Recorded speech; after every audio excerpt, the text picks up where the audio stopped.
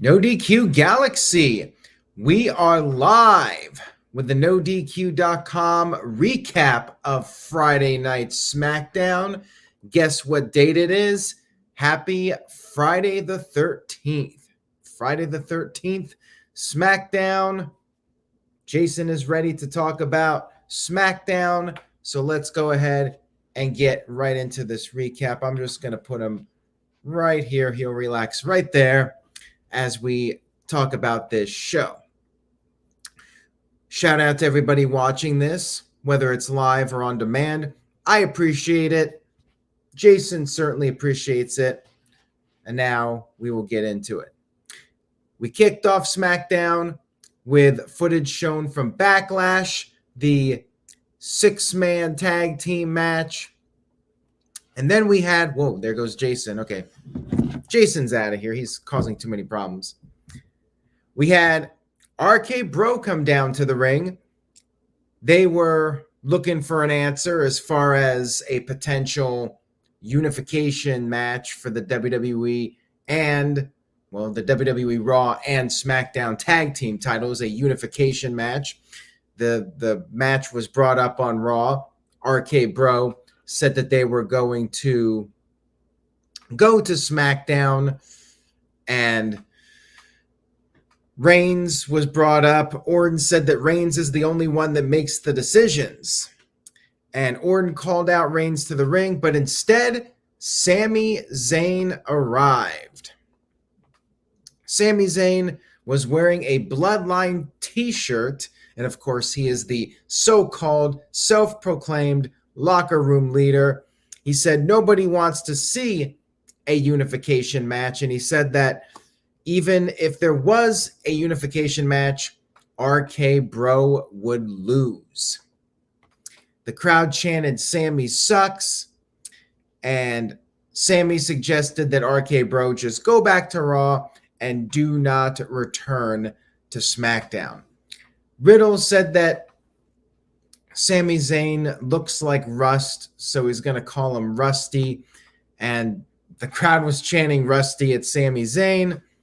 And Orton said that since Sami Zayn sounds like a shot caller, asked if Zayn would have a match with Riddle. And if Riddle won, the unification match would happen.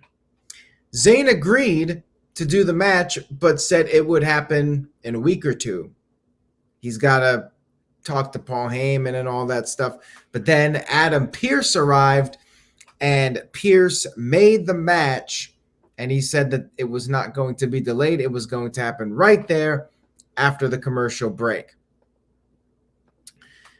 We had our first match of the evening, Sami Zayn versus Riddle, PWG special for those of you that watch PWG. Both of these guys were part of that brand for many years. We had Sami Zayn getting the upper hand for a bit after Riddle had put on the bro mission. Zayn got to the outside of the ring. Zayn started throwing some punches at Riddle, worked him over for a while, went for the haluva kick, but Riddle caught him. Riddle then climbed to the top rope, but Zayn pushed him off, and Riddle crashed to the outside onto the barricade. Crowd was chanting, "Let's go Riddle."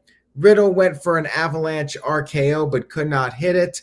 And then Zayn tried to do Orton's draping DDT, but was unsuccessful. Riddle made a comeback, did Orton's power slam, did the draping DDT, and went for the RKO, but Zayn retreated to the outside.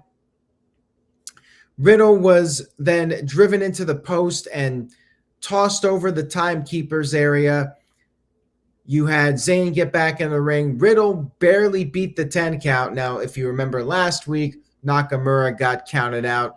Zayn tried the same tactic. It did not work. And Riddle was able to regain control. He hit the bro Derek and picked up the win. Good match here to open up the show. I enjoyed the match. I thought it was well done. Carlos Gomez sent in a $2 super chat, says, "What's with Roman probably out for 10 weeks?" Well, if you read the headlines about Roman Reigns, there's a lot of different things that are being said. My feeling is that you will probably not notice much of an absence on television. I think he's going to be basically in the Brock Lesnar role of being a part-timer, but he'll still be on major pay-per-views, and he'll probably work the occasional house show. He's just not going to be doing the smaller towns like what he's been doing for the longest time. I think that's the deal with Reigns. He's just transitioning into more of a Brock Lesnar type contract and schedule. So backstage, Shinsuke Nakamura went up to Sami Zayn and said, since Roman Reigns is the head of the table, that must make Zayn the table's ass. And then we had a shot of Roman Reigns backstage with the Usos and Paul Heyman. Reigns said that they already beat RKO. They're done with them. But then the Usos talked about how they were disrespected. And Reigns said, all right, RK Bro, we'll get an answer by the end of the night. We had Ronda Rousey, the new SmackDown Women's Champion, come to the ring. Backlash footage was shown. She called Charlotte one of her toughest opponents. She actually had to break Charlotte's arm to win the title. And Rousey said she wants to be a fighting champion. And she issued an open challenge. And the person to accept the open challenge was Raquel Gonzalez. Raquel got on the mic, accepted the challenge, said it was an honor to step in the ring with a legend, but it would be her making history. And she dominated a good portion of this match. She hit a couple of fallaway slams, a side slam, came off the second rope but missed, and then Rousey put on a guillotine. Raquel powered out of it, hit a suplex, went for a power bomb but could not hit it, and then Rousey got the ankle lock on, and you had Raquel escaping that. Raquel hit a big boot.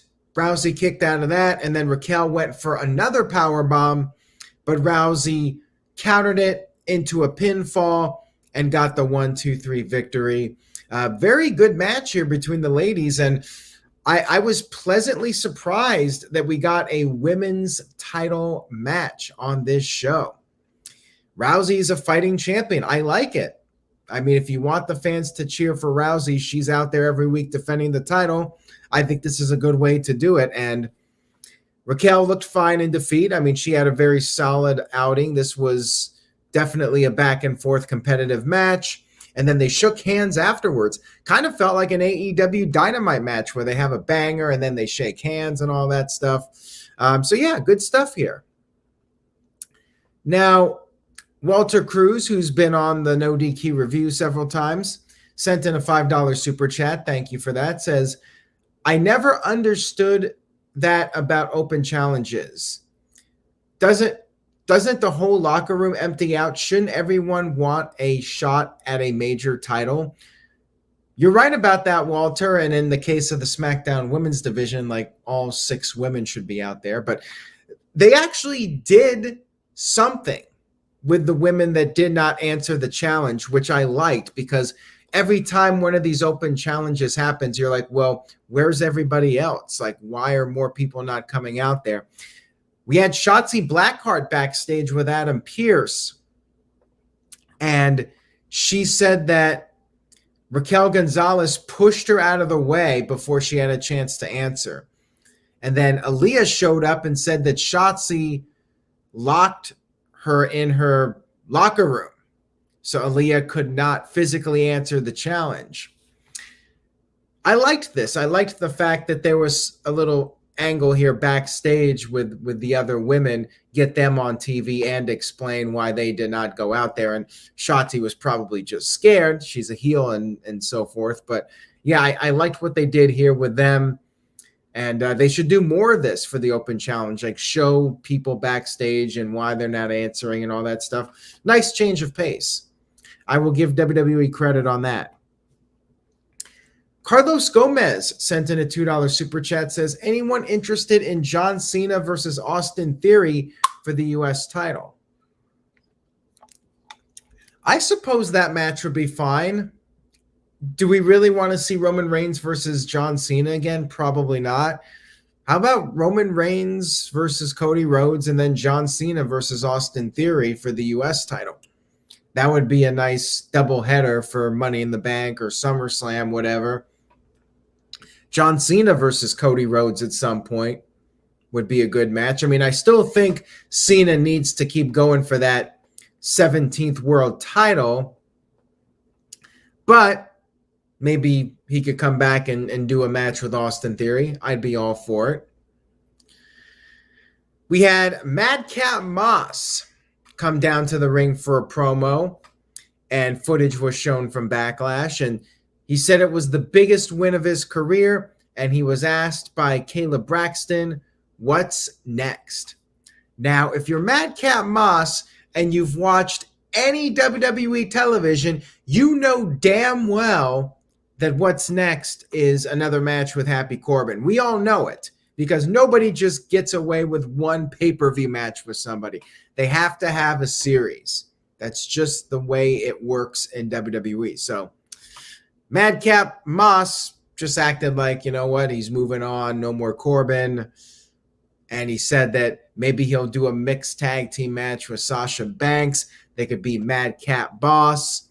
He said maybe he'll win Money in the Bank. And they'll make title suspenders instead of title belts. Ha, ha, ha.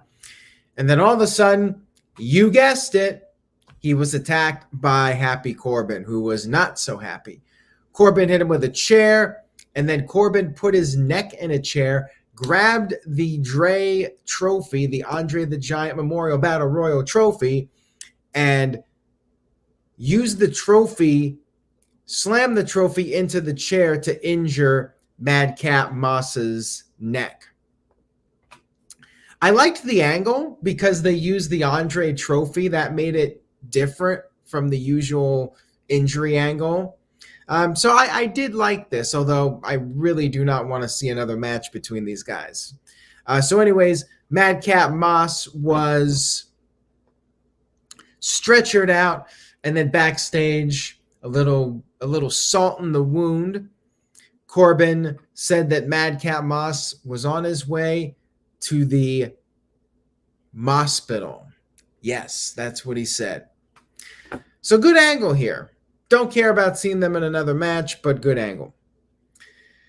Next up, we had the WWE Women's Tag Team title match, Sasha Banks and Naomi versus Shayna Baszler and Natalya.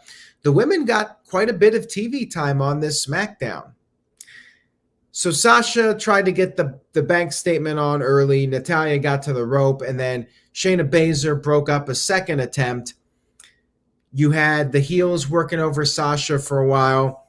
They hit the heart attack, but Naomi broke that up. Baszler tried to go after the bad arm of Naomi, but Naomi avoided it, got tagged into the match, and Shayna tried to cheat, putting her feet on the ropes, and Natalya helping with the leverage, but the referee caught them, and then Natalya tagged in. Things broke down with everybody in the ring. Shayna Baszler got hit with Sasha by a backstabber, and then Naomi countered Natalya's sharpshooter attempt into a small package and picked up the 1-2-3 victory. Another good match here. They got some time for this one. Totally fine championship match on SmackDown. Good stuff here. Carlos Gomez with a $2 super chat. Thank you for that. I appreciate it. Says, hopefully Madcap Moss gets repackaged after this. Man, I agree with you 100%. Please, WWE, I'm begging you, please get rid of those suspenders and let him be a little bit more serious. Quit being a goofball so much. That would be nice. I could almost forgive another Corbin versus Moss match if Moss comes back with a different look and he's just Riddick Moss again or something. Maybe just Moss because they like to drop first names.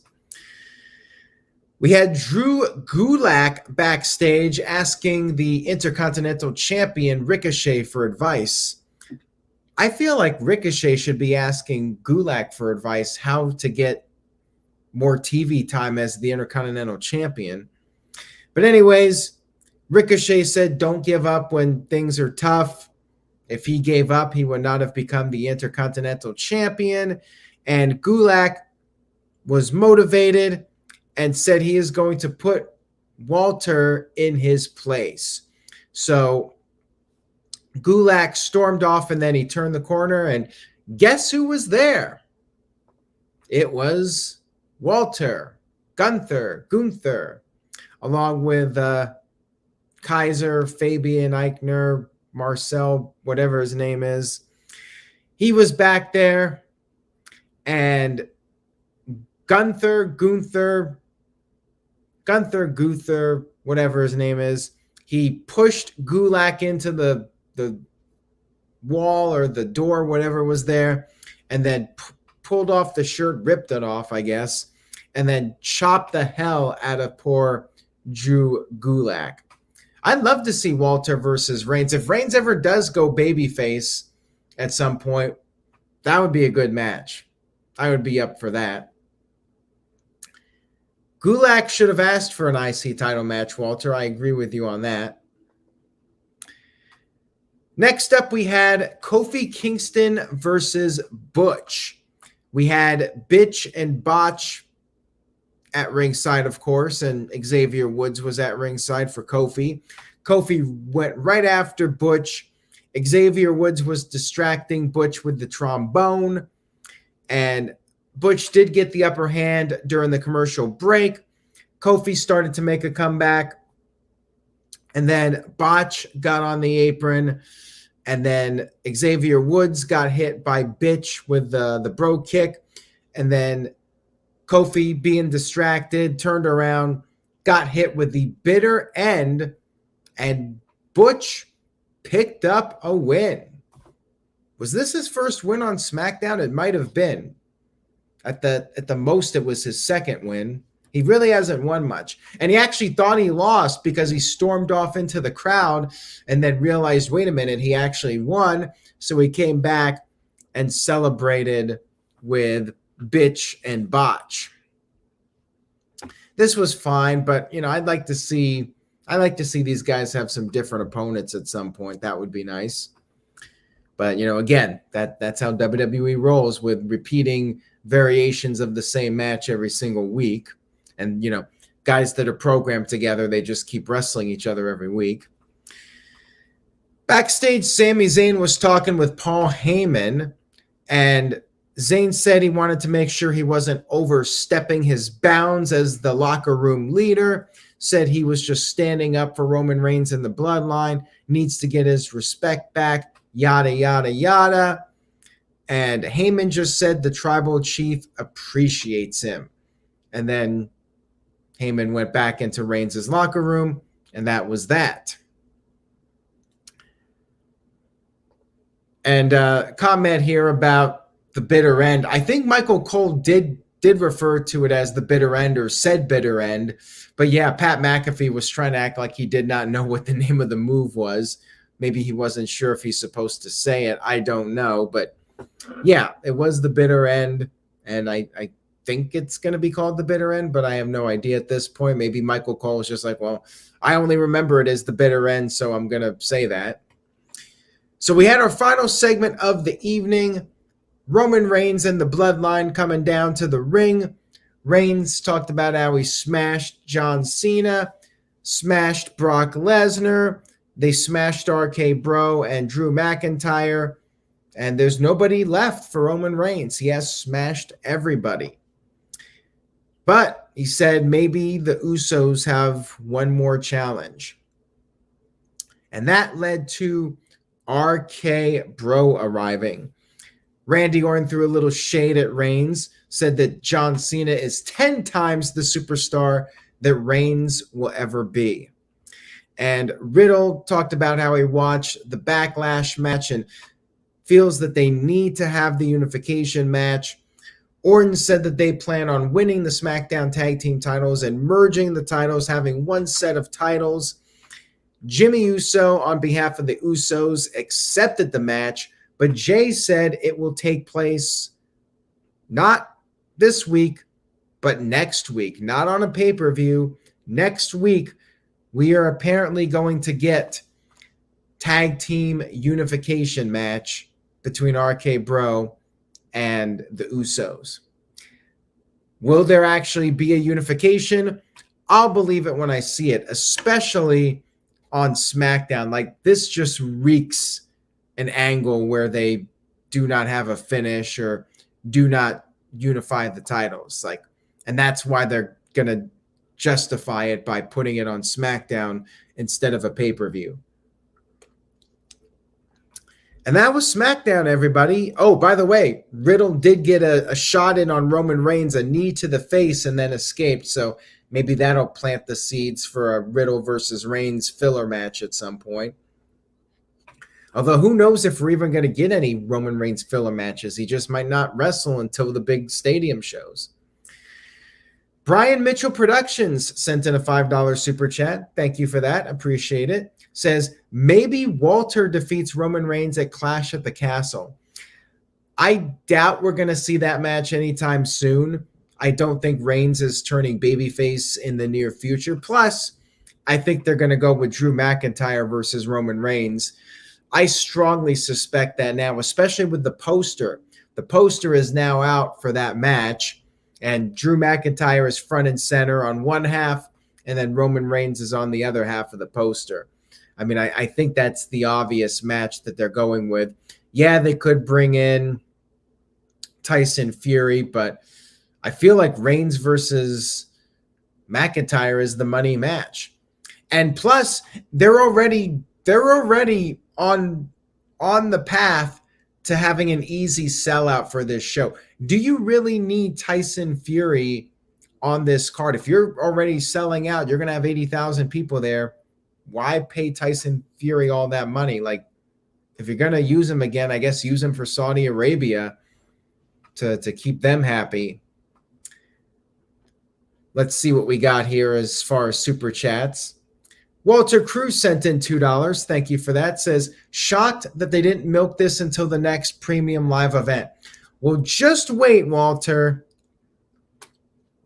We could very well see some kind of screwy finish, and maybe they do it at the pay-per-view, and maybe they don't. Maybe they just felt like they teased it. They got to do the match, then they got to come up with a way to get out of it. I will be legitimately surprised, and I will be here, of course, next week to recap. I will be surprised if next week a team wins and we have unified champions. I am not expecting it. I am fully expecting some kind of screwy finish next week. Seth Wallens sent in a $5 super chat. Thank you for that, Seth. Says, will Rey Mysterio ever be used as a championship opponent ever again? I get he's being used to push Dominic, but I could see him carry the US or IC title. He might win one of those titles. I would not rule out one more title for Rey Mysterio. Seems like the cell stem treatments that he has been receiving has helped prolong his career. And I could definitely see him winning one or two more matches. Brian said he did not see the poster. It was up on NoDQ.com. So make sure you guys stay tuned to NoDQ.com. And you got to be on there every day to get the latest news. The poster was posted in the article about Roman Reigns and what's going on with him potentially over the next several months. Carlos Gomez with a $2 super chat says, surprised Bayley hasn't returned yet.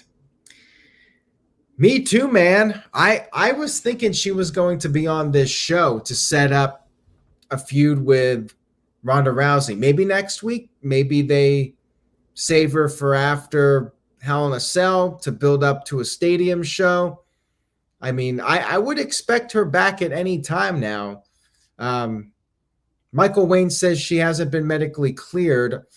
I thought she was, and they're just waiting for the right opportunity to reintroduce her. But I do expect her back at any time now. Overall, SmackDown was good. Solid B. Good SmackDown. Probably a somewhat recommend, though. Like, the wrestling was really good on the show. Not a whole lot of significant angles or anything where you have to tune in and watch, and they set up the unification match. So next week could be interesting, but again, I'm still thinking that there might be a screw job or some kind of non-finish. Walter Cruz with a $2 super chat says, why is Cody saying the Money in the Bank winner headlines WrestleMania? Well, I think people are reading too much into this. There's been no concrete answer from WWE about what the deal is, but I mean, if you win Money in the Bank, you theoretically can headline WrestleMania. Nobody ever does it. They're always cashing in Money in the Bank when there's an opportunity, but technically you have a full year. So you could say, you know what, I'm saving Money in the Bank and I'm going to main event WrestleMania. Nobody ever does it. Maybe this year it'll be the first time it happens.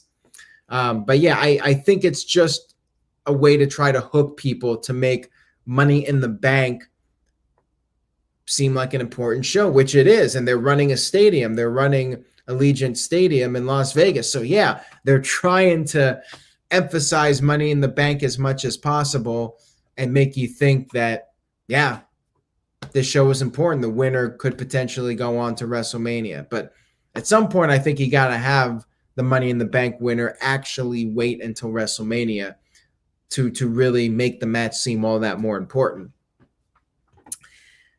So that's it, everybody. I hope you enjoyed the video, and I do want to end on this note. I am bringing back another edition of No DQ&A video coming up this Sunday night, 8 p.m. Eastern, 5 p.m. Pacific, Sunday night, May 15th. You can send me questions, nodqmisc@gmail.com. And of course, you can super chat questions during the live stream. No DQ&A video coming back Sunday night, back by popular demand.